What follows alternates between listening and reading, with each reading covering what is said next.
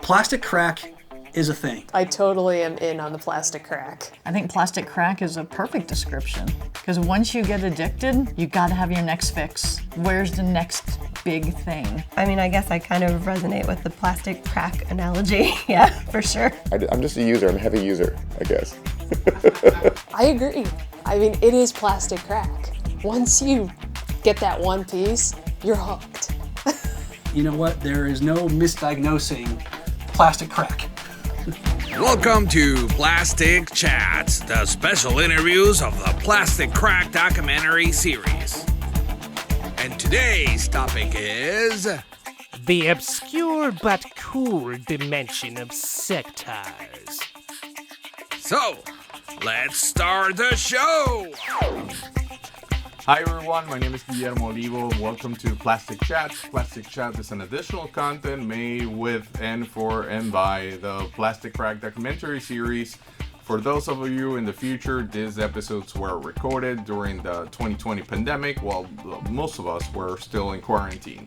Today, I have a very special guest. It's from the infamous Michigan toy crew related to the My Wife Is Gonna Kill Me podcast of those, well, he's not like those yahoos that run that show, but he's very heavily embedded within the lovely toy community of Michigan. Let's meet our guest! Jason Boonstra. Jason, how are you? Nice. Thank you so much for being here today. Thank you.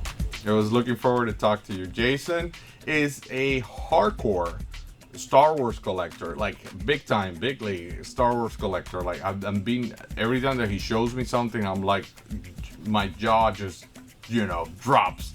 But at the same time, Jason is a heavy 80s collector. He has that 80s nostalgia. I'm pretty much 82 to close to 90s. Correct me if I'm wrong. Yep. And then you also delve into things like Spiral Zone. Yes, sir. Yep. You like that type of That was great. The cartoon was amazing. It was creepy. It was G.I. Joe, and it was a G.I. Joe in the pandemic. Right. Right. So it was futuristic approach. Great story. The Bandai did a fantastic with their line, and then Tonka got into it and kind of kitted it down. And there were 6-7 inch figures, fully articulated. I mean, they're way ahead of their time. But the cartoon, that was what got me into them. Yes. Okay. You also collect G1 Transformers, if my memory's. And we've been sharing. In my case, fairly new. I think I've been chasing them down for the last year or so. Kenner vintage Indiana Jones figures. Is that correct? Oh yes. Are you complete? No, not yet. I need a few pieces here and there, and still chasing a couple carded figures. Me too. Marion keeps slipping away from me. Well, that's like a $2,000. Yeah, unfortunately, yes. But it's getting there. I thought at the beginning, like, well, it's such a short line. I'm not talking about the very first short line, and maybe it has that Kenner recipe, and it looks almost a Star Wars. It has a Star Wars mood and feel, but then lately the prices have been skyrocketing, right? Oh yes, horribly, at least for me anyway. I mean, some of them prices I can't hide it yet. Jason is also co-owner, co-business partner with a living legend in Michigan. For those of you not in Michigan, there is this guy. There's almost like a myth. It's a walking legend. Yeah, prehistoric in his age. Kyle Moore is almost eternal. You guys run Tashi Station? Is that what it's called? Yes. Yep. We just do the local convention circuit here and there. Hobbyists been kind of sell what we don't want to keep to buy more. And it's funny because this is something that I notice in Michigan. Like, every state, I've been in conventions all over the states, but every states they have like their, the typical vendors and the famous vendors, and some of them has names for their booth, but you guys go to another level. Like you add imagery. It's like a full brand. It's like a franchise type of thing, but it's technically just the two of you selling toys, correct? Yep. So how come you guys went all the way to Tatooine, and why is it called Tashi Station? That's OMK right there. Old Man Kyle. Old Man Kyle. That was Old Man Kyle's name when we joined up together years ago. It was just a lot easier working together because it was one man working a booth, and it's hard to go to the bathroom. It's hard to when you're busy. So we joined forces and we tackle half of it. His wife helps out. His kids help out. Mine are too young to help out. But no, it works out great. He brings modern to new stuff, and I have mostly vintage. Correct. Yeah, I noticed the last time, I think it was at Muskegon that I seen you guys. I noticed that you have that great yin and yang. Like Kyle has all this modern stuff, and then you have that vintage flavor that we're all looking to hunt down in toy shows. It's great because it brings people in. You're looking for one thing, it's like, wow, they have this too. So it's not just, it starts from right to left. When you walk in the booth, my side's the right side, his side's the left side. So it goes from vintage to modern. Oh, is that how it always go? Like you take usually, yep. Usually I have the one side or the other, or it switches, or Star Wars is by Star Wars, so vintage is it changes, but usually the feel is right to left. So I don't think we met when I was filming Plastic Crack in Michigan. We met in Chattanooga, Tennessee, right? At JoeCon? Yes, at JoeCon. Through Motu Yo, through Yo Teague. Yes. Yeah, we had a great time in that convention. And I always say this probably in every episode, but I believe the glue is the toys, but the real jewels are the connections and friends and this community that this friendship that just arise from the fact that we collect the same things. Don't you think that? That's definitely. I've met through Sectaurs a couple of great guys throughout the years. Other collectors that have reached out to me, or I've reached out to them for ideas, or where'd this come from, or why is this way, and it's toys. I've got so many friends that I've never met just because of connections through other people. And you just mentioned Sectaurs, and that's basically and for those of you not watching, Jason is surrounded with beauties that we're gonna talk about it in just a quick minute. But before we start, we have this segment where it's basically a show and tell. So yes. it just states your recent finds or purchase or anything that you want to show. So show me what you got. Show me what you got. Recently, again, reaching out, making contacts with people, I was able to come across, not directly, but kind of like a middleman, to a guy who worked for LJN. Oh, yeah. He was a sculptor for LJN. Yeah. And so for I was those able to get hard copies. For those listening and not watching, please describe what you have in your hand. I remember this find. Yes. Hard copies to the LJN line Dune. I've got. Oh, sorry. I've got them all. Even. You got the full wave. You have every single character. That's amazing. Well, but when you send me the pictures, they look bigger than the actual production. Is that correct, or is this just a camera trick? No, they're pretty close to the same. Okay. They're pretty close to the slightly same size. Bigger, or I actually haven't measured them up yet. Okay.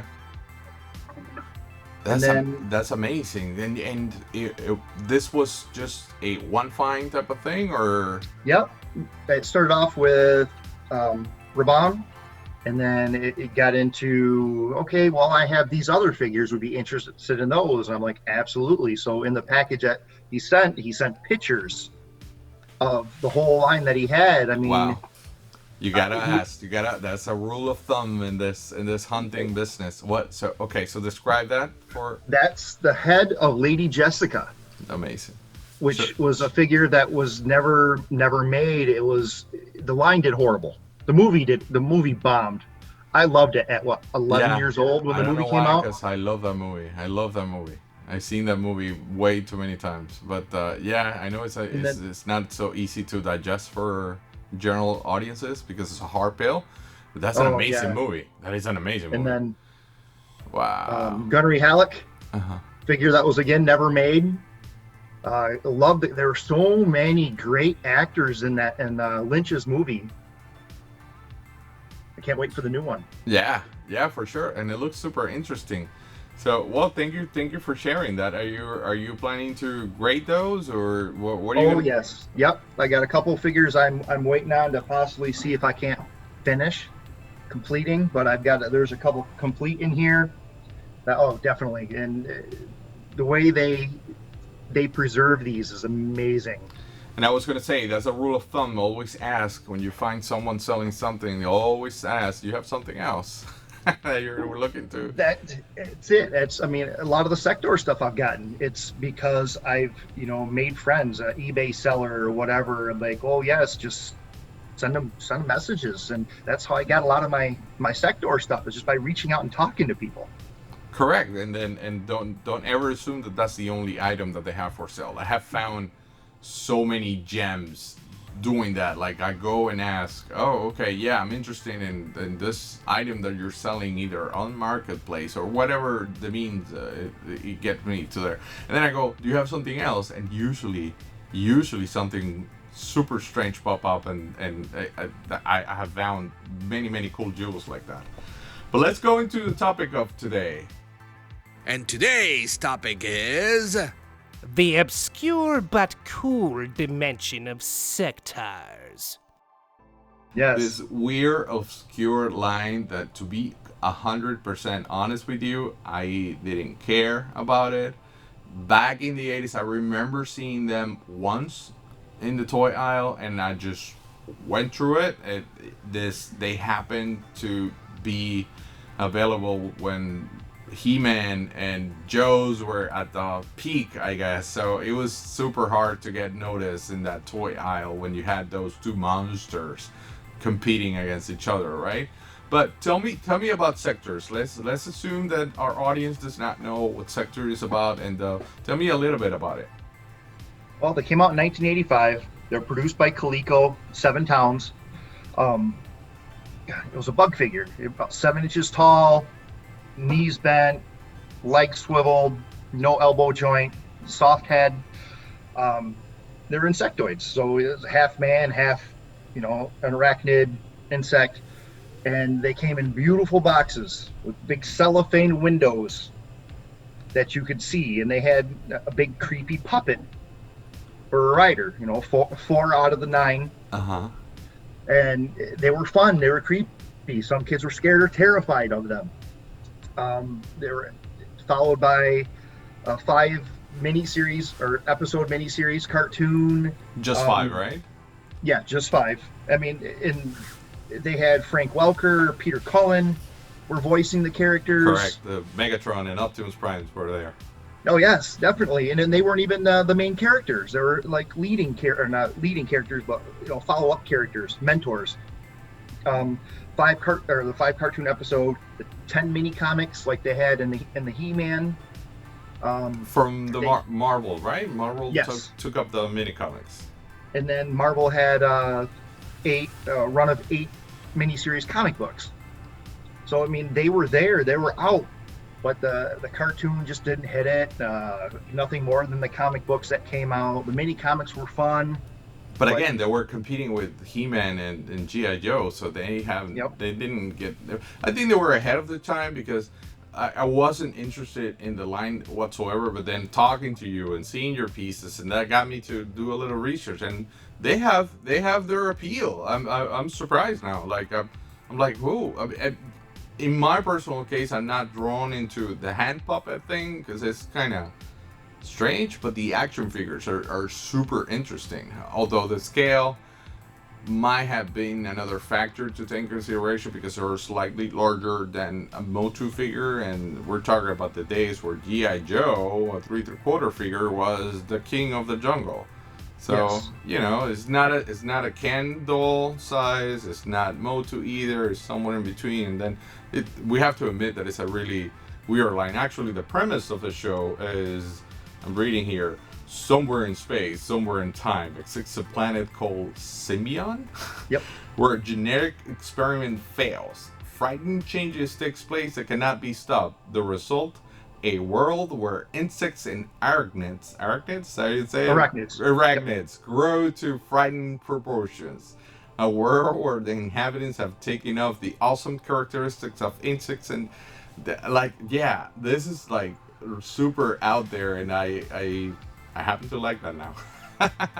Again, it's kind of a pandemic kind of thing. Right, but they morph. Bad experiment goes bad between the humanoids and the bugs, like Dargon and Dragonflyer. They're telebonded. So when, again, like reading the thing, if one feels pain, they both feel pain. So it's kind of like the Avatar. Okay. When the not. They have this connection. They have this connection. Where they connect to the animals and stuff. With the insect. Yeah, but the insects. Yep. And you're also drawn to that yourself, right? In real life, like you. Yeah, I'm a reptile breeder. Again, I mean, hobby is something. Again, as a kid, growing up as a kid, having my family raise reptiles, that I'm the only one out of 5 brothers that breed snakes. Who kept the tradition. Yeah, exactly, and it's fun because I can sell snakes to buy toys and sell toys to buy snakes. So Coleco at the same time has a very interesting story. I mean, eventually got purchased by Hasbro, but Coleco started like they got peaks and then they went down and like they did so well with video games that then they almost went bankrupt with a homemade computer, like a computer for home. They were also ahead of their times throughout all the time.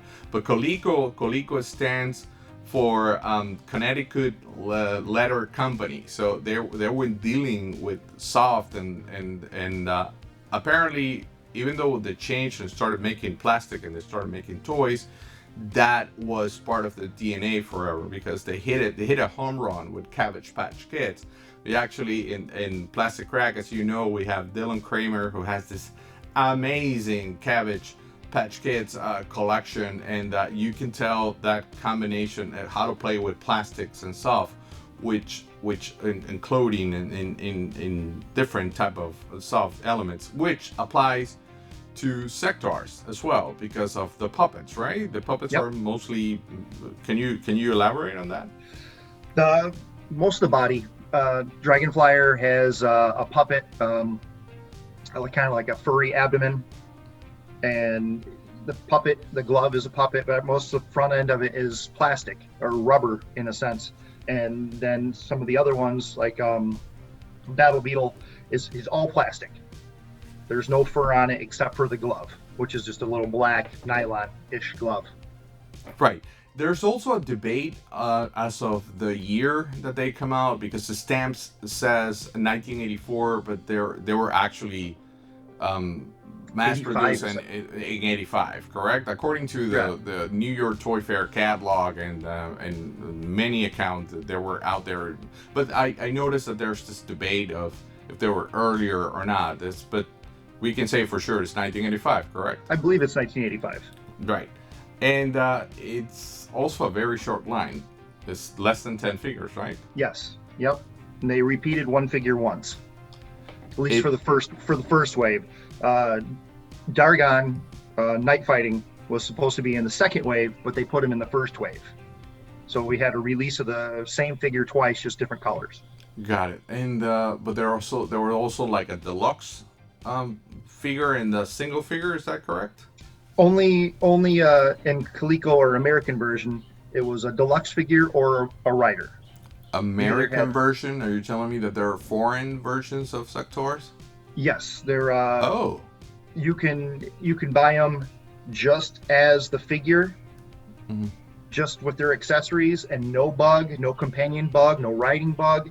But they were produced for, I think, I'm not sure if Coleco did it or Rainbow or Gig released them in other areas. In other countries? There's a Brazilian line that's really hard to find. Really? Oh, that's new for me. That's good. See, that's why we're doing this. But then there's the famous, I think it's the level of famous between Wave 2 and Wave 1 is there's nothing to compare. Like Wave 2 is the one that you want to get your hands on because it was unreleased, correct? Yes, there's even beyond Wave 2. Really? There's other figures out there that don't have at least I'm not sure of names, but there are characteristics or drawings or hard copies or wax molds of other characters unnamed for other releases. So let's dive deep into Wave 2. Talk to me. Tell me how many figures, which one were there, and why they didn't release Wave 2. What happened? I think it was scrapped. It didn't pan out well, and Coleco was in trouble, and they just scrapped Wave 2. So we've got Knuckles, Stellara, Body Ball, Night Fighting, Spider-X. The only female character belonged to Wave 2, correct? Yep, Stellara. Which you have. I saw it on the Justice Curry video that he did with you about Sectaurs. You have that one, right? Oh yes. Yep. So, and her companion bug. She would have been a deluxe figure. Got it. It's funny. In the comic books, she's the pub owner. She's a what? Pub owner. Bar owner. Okay. Uh-huh. She's also an old warrior too. So I mean, interesting. Got out of fighting, went into owning a bar. Good story. I bet. Yeah. Mix that with insects, and you have a great narrative there. So I seen the Hive behind you, which is a massive playset. Tell me a little bit. Playset. Right. Oh, it was fun. I mean, in the comic books, it's talking about where the ancients lived. That's where all the power is, and having control of the Hive was a good thing. But it's just this massive green, really thin-walled. Okay. But it's got back support on it, and it's got another puppet you put your hand in, another finger puppet you put your finger in. You can make that look like a snake, right? Yeah, like an inchworm looking thing. And then the spider, another mitt you put your hand in. It has eyes and kind of reflective, and you can reach out and grab other figures. Has a breakaway bridge, kind of like Motu. Yeah, everything sounds a little bit like Castle Grayskull so far. It kind of has a big arm with a ball and string on it to knock figures off the platform. It has a landing platform for the bugs to land on. But it's a what, jail. 3 feet tall? It's About 3 massive. feet. Yep. And you have it complete? Yes. No box. I got to work on getting a box yet, or one in a box. That's hard to find. That's a grail. Yes. Why is that? Because it was these things were mass produced, right? It just didn't mass do well. Produced, but I think in limited quantity. And to get a good seal, get a sealed one's about $1,000. Really? Wow, I didn't know that. And well, that's super strange because I understand at the same time. I mean, if they ended up in clearance, it's like droids. Nobody wanted the droids back then, and they ended up in the clearance bins, and now, good luck trying to find one for less than $300, right? Oh, yes. So, talk to me about, is that a 2-up that is behind you? Bandor 2-up, yep. It was one of those, one of those things where a guy in eBay, I reached out to him. Wow, is that an eBay thing? And just talking to him through random message, we ended up connecting outside of eBay, and he was a sculptor for Coleco. He's the one who worked on Bandor. Oh, wow. And through time, he would say, it's like, I have stuff, I'm slowly parting away with it. I'll get direct emails from him. Hey, I'm looking to sell this. And he worked with me on stuff. Some stuff was pretty pricey, so I made payments. And I had no other reason not to trust him. So yeah, then through time, every once in a while, I'll get an email from him, or I see something pop up on eBay. And so there's more stuff. You didn't clean him out. He still has stuff. Yeah, he's still he won't let go of it all. Wow. He's just a piece at a time when he's just ready to get rid of it. Really nice guy. Is he attached to them emotionally? Is that why? I don't know. Maybe. I mean, it was some big part of his life. Yeah, I'll bet. As a designer, I know from interviewing designers, I know that they get really attached, especially when the lines are successful. So tell me about the ones above. I remember seeing on that Justin Scurry video, you had a box full of parts and pieces, and I got goosebumps. Now, I know that you recently got it. When I first, I had no idea. I had no idea about the prototypes and stuff. I didn't get into that. It was more or less just the dominant lines. And one day I was searching on eBay through stuff, and I'm like, let's just spell Sectaurs differently. Boop. Up pops this prototype box. And I contacted her directly, and she had bought that from a Coleco designer. And it was just a box of goodness. She had like $600-700. I just kept watching it, but it was spelled wrong, so there was no hits. Ooh. And I watched it clock down, and I wanted to pull the trigger. But it was prototypes. I knew nothing about prototypes. Right. And I sent her a message, made her offer. She took it, and I got a box just full of prototypes and a Maxwell box, cassette box from the 80s. Flip it up, and there's motors and gears and little pieces, wow, deformed pieces in there. And so that's where Bandor came from. This one right here with the inset, with his companion and the prototype pieces and the regular pieces. So that piece comes from that box that you're telling me about? Wow. That came from that box. Which, for those not watching, it is basically he graded, and it was CIS, right? Yes, of course. They did in a beautifully displayed mode where you can see all the pieces, and the figure is spread out, and it just displays beautifully. And what's next to it? That's the hard copy. It's the hard copy of the same character, which is? Bandor. Bandor, okay. Yep, that's from my Coleco designer.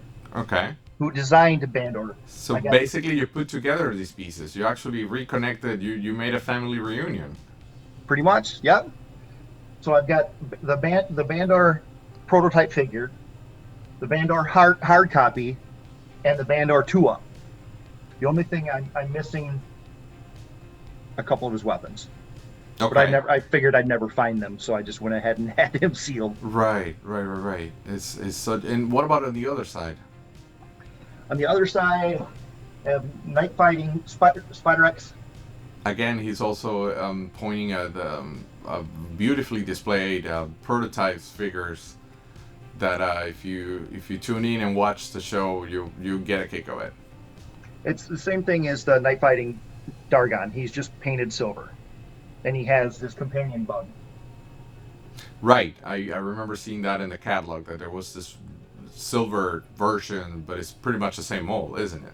Same mold, yep. And he comes with Strangle Bug, which is his little gig is you push the button on his back and his legs go around the person. So you also have this like drawings and architectural yes, that was another fun find. It was a guy, again on eBay, who had a lot of different, he had Rambo drawings, ET drawings of all prototype stuff and or schematics or blueprints. Wow. And I was able to get a blueprint for, I can't remember which version of blueprint I have, of Stellara and Gyrofly, which is another one of the companion bugs or creepers that you pushed a button in the back and the wings opened up and it popped out one of the little discs that flew up in the air. Right. Yeah, I've seen that on videos. And so, okay, but why take it to the, you obviously like this line, it goes without saying, but why take it to the next level? Why so appealing? What do you find so appealing to go to a stream of, putting together? I love the fact that you're actually preserving these pieces, because it's a very interesting line. It's part of toy history. Well, why, on a personal level, why are you so attached to it? I had one figure when I was a kid. I had one figure, that's it. Him and his bug. This guy right up here. What's his name? Waspex. Mm-hmm. And that's the only figure I had. And I loved him. He was so cool. I grew up with snakes and spiders and stuff like that. So I had a connection to it because it was a bug. Not that I had bugs, but no, and I played with it and played with it and played with it. And it never went with anything. It didn't go with my Thundercats. It didn't go with the few Motu figures I had. But it was cool. It was creepy. It was, different. nobody else, none of my other friends had it. So it was fun. Yeah, I remember. I remember not having any friends at all that owned any of them. I remember seeing it in the store and just passing by and going straight to a Joy. The Joe section was such a big magnet that you had no eyes for anything else. Like, I started looking at the Master line, and the Joe was a little bit like slowing down, but I never paid attention to those because, again, they were in the middle of two monsters. So at the same time, I think it was ahead of its time. The articulation is interesting. The designs are super interesting, but they were competing with the wrong lines in the wrong time, from my perspective. So looking ahead, Sika Toys made a Kickstarter for it. Can you tell me a little bit more about that? 2018, Zika Toys came out with a Kickstarter in a 4-inch scale. Retooled, redesigned, fully articulated. I mean, I think they came with 6 different hand changes, original looking weapons, original shield. Dargon looks the most different. He looks younger, thinner. But they came with like drone fighters, like bugs have drones. But just the figures, or they did just the figures. The not first wave puppets, from right? Nope, no puppets. Nothing as of yet, anyway. I'm not sure.